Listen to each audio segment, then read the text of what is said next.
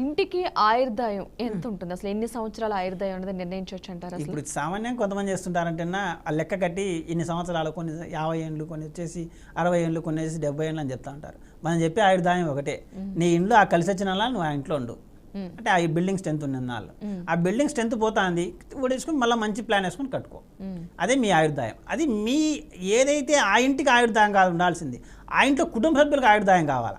దాది ఎట్లా వస్తుంది? ఏదైతే వాస్తుదోషాలు లేకుండా చేస్తుంటారో దానివల్ల ఆయుర్దాయం అనేది కుటుంబ సభ్యులకు పెరుగుతుంది.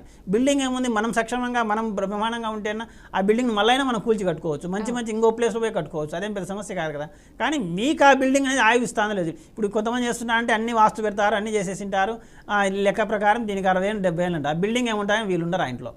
ఇది జరుగుతుంది. ఎందుకంటే చనిపోవడమో, లేదంటే ఇల్లు అమ్ముకొని పోవడమో, లేదా ఆ కుటుంబ సభ్యులంతా ఇల్లు ఇడిచి వెళ్ళిపోవడమో అటు జరుగుతూ ఉంటాయి. ఇంకా ఏదేదో అద్దెకు అదేదో ఇచ్చుకున్నా కూడా ఆ ఇంట్లో వాళ్ళు ఉండరు.